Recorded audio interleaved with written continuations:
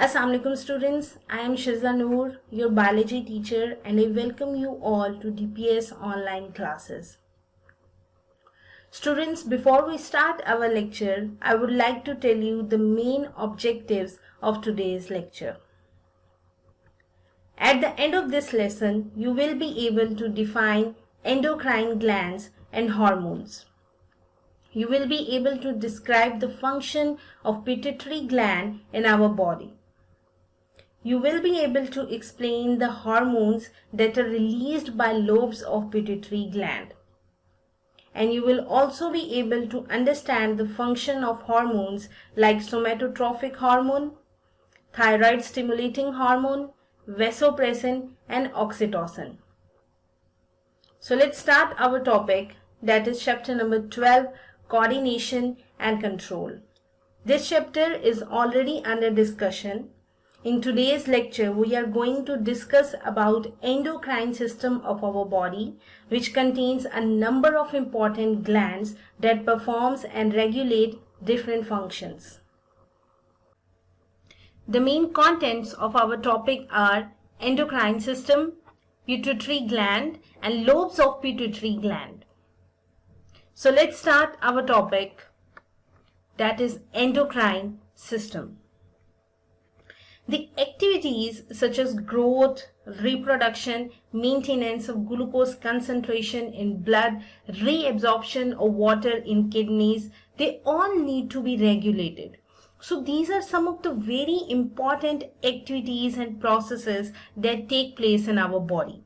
And the regulation of these important processes is very important. And to do so, endocrine system is present in our body, which performs this job, which means a regulation of different processes in our body. This system uses different chemicals to communicate with its effectors. Effectors, as you have studied in the previous lectures, that they are the main organs of our body that respond to a stimuli. These chemicals are known as hormones. Now, what is a hormone? A hormone is a specific messenger molecule synthesized and secreted by an endocrine gland. There are different glands in our body which produces specific hormones or specific messenger molecules that controls a process by accelerating or inhibiting it. Now, what are endocrine glands? The endocrine glands are ductless glands, which means without any tube or passageway. They release their secretions, hormones, directly into the bloodstream. As you can see in this picture, here is a secreting cell which secretes hormones. The hormone enters into the bloodstream and reaches to the particular target cell. So this is how endocrine glands releases hormone into the bloodstream. Blood carries the hormones to target organs or tissues upon which they act or communicate their message. Now there are some other glands in our body which have ducts, or you can say tube or passageway. Many glands in our body are exocrine glands. Such glands have ducts for releasing their secretions, for example, digestive glands, skin glands, etc. Now we will discuss some example of hormones, that how do they work.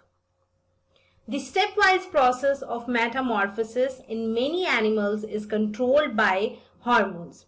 Metamorphosis is a process which includes developmental changes of an organism.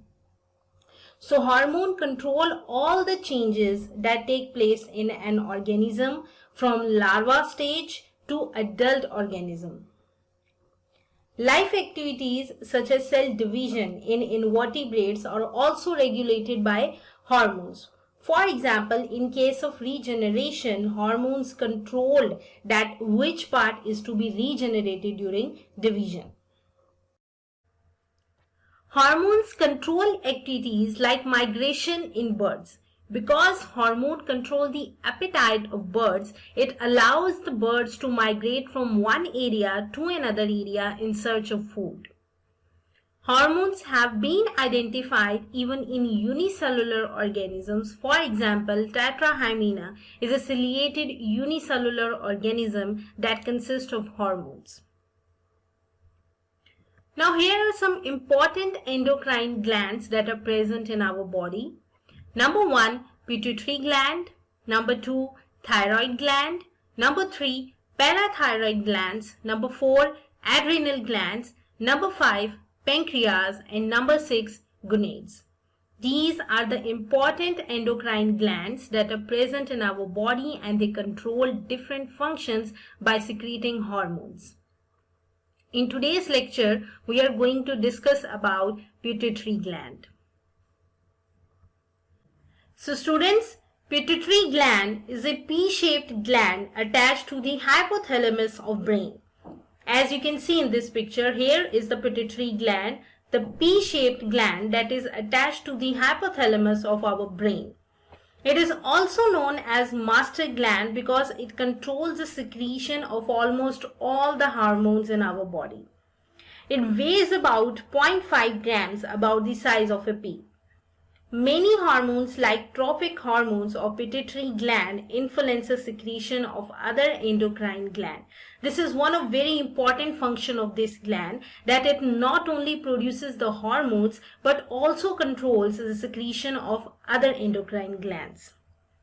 However, some hormones of this gland act directly on various tissues of body. As we have discussed above, that hormones are released into the bloodstream, they reaches to the particular target tissue and act upon it. There are two lobes of pituitary gland, anterior lobe and posterior lobe. First of all, we will discuss about anterior lobe of pituitary gland. This lobe produces many hormones, and one of its important hormone is somatotropin hormone, which is also called growth hormone. Somatotropin hormone promotes the growth of body. Students, the secretion of hormone must be at a balanced level. If it is produced in an excessive amount or in a very low amount, both of these conditions are dangerous. For example, if the production of somatotropin hormone is damaged or declined during growing age, the rate of growth will also decrease. This condition is called dwarfism with small height. In this condition, too little growth hormone or somatotropin hormone is secreted. On the other side, if this hormone is excessively produced during growing age, it leads to gigantism, which means very tall and overweight. In this condition, too much growth hormone or somatotropin hormone is released. Here is another important condition. If somatotropin is excessively produced after growing age, the internal organs and body extremities alone grow very large. This is a very special condition in which a person will have large hands, feet and jawbones. This condition is known as acromegaly. So all these three conditions are related to the secretion of somatotropin hormone, or also called growth hormone. For normal growth of human body, the growth hormone or somatotropin hormone must be produced in a right amount or balanced amount. Here is another important hormone secreted by anterior lobe of pituitary gland, which is thyroid stimulating hormone. The thyroid stimulating hormone is secreted by pituitary gland. It stimulates the thyroid gland to produce three important hormones. Number 1, triiodothyronine, which is also known as T3. Number 2, tetraiodothyronine, which is also called thyroxine or T4. And number 3 is calcitonin. All these three important hormones, T3, T4 and calcitonin, are produced by thyroid gland, which is stimulated by thyroid stimulating hormone. The remaining hormones of anterior lobe influence reproductive organs and also control the adrenal glands, that you will discuss in next lecture. Now we are going to discuss about posterior lobe of pituitary gland. This lobe of pituitary gland stores and secretes two important hormones, that is oxytocin and vasopressin, which is also called antidiuretic hormone. These hormones are produced by hypothalamus, a part of brain which is attached to the pituitary gland. So first of all, vasopressin. It increases the rate of reabsorption of water from nephrons.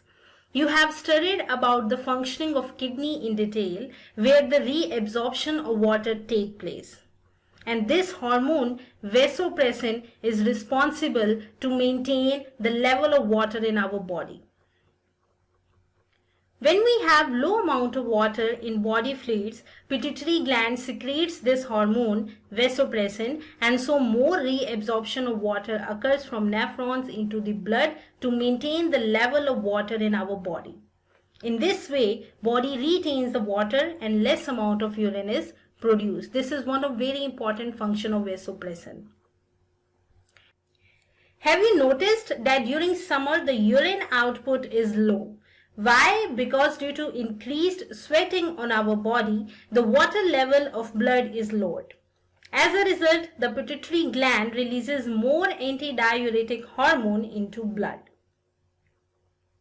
It means that antidiuretic hormone will allow the more reabsorption of water and will produce less amount of urine to maintain the level of water in our body. On the other hand, when body fluids have more than normal water, there is decline in the secretion of this hormone so that the extra water could be secreted out of our body. Students, as I told you earlier, that hormone must be produced in a right amount or balanced amount. If it is produced excessively or in a very low amount, both of these conditions are harmful. For example, if pituitary gland does not secrete this hormone, vasopressin, in the required amount, less water is reabsorbed from nephron and there is excessive loss of water through urine because it would not be able to maintain the water level in body. This condition is known as diabetes insipidus.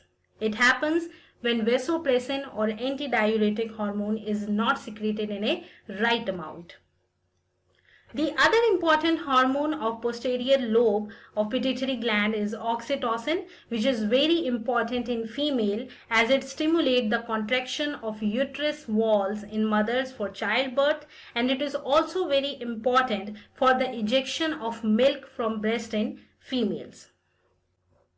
So students, this was all about today's lecture in which we have studied about endocrine system and hormones. We have studied about pituitary gland and its important lobes. Now we will assess our lecture with the help of some multiple choice questions related to this topic. Number 1, the decline in production of which hormone causes dwarfism? Trophic hormones, somatotrophin hormone, antidiuretic hormone, or oxytocin hormone? The correct answer is somatotrophin hormone, which is also called growth hormone. Number 2, which hormone increases the rate of reabsorption of water from nephron? Oxytocin, thyroxine, vasopressin, or insulin? The correct answer is vasopressin hormone. Number 3, which hormone is necessary for ejection of milk from breast? Somatotrophin hormone, thyroid stimulating hormone, glucagon, or oxytocin hormone? The correct answer is oxytocin hormone. Now we will discuss some short question answers related to this topic. Number 1, write down the names of important endocrine glands. In this question, you will write down the names of 6 important endocrine glands. Number 2, what is the cause of dwarfism? In this question, you will write about the somatotrophin hormone, which causes dwarfism if it is produced in less amount. Number 3, define acromegaly. In this question, you will write about somatotrophin hormone, which if produced in large amount after growing age will cause acromegaly. You will also write about the internal organs that are affected by acromegaly. Number 4, what is the function of thyroid stimulating hormone? In this question, you will write about the function of thyroid stimulating hormone, that it stimulates the thyroid gland to produce 3 important hormones, that is T3, T4 and calcitonin. Number 5, what is diabetes insipidus? In this question, you will write about the hormone vasopressin, which if not produced in required amount will cause diabetes insipidus. It will cause the excessive loss of water through urine. Number 6, name the hormones secreted by posterior lobe of pituitary gland. In this question, you will write down the 2 important hormones that are secreted by posterior lobe, oxytocin and vasopressin, which is also called antidiuretic hormone. Number 7, write 2 functions of oxytocin hormone. In this question, you will write the 2 important functions of oxytocin hormone. Number 1, it stimulates the contraction of uterus walls in mothers for childbirth. Number 2, it is necessary for the ejection of milk from breast. Now we will discuss some long question answers related to this topic. Number 1, what is endocrine system? Describe the functions of pituitary gland. In this question, you will write down the definition of endocrine system. You will also write the definition of hormone. Then you will describe the complete function of pituitary gland and its 2 important lobes. Number 2, write functions of hormones secreted by posterior lobe of pituitary gland.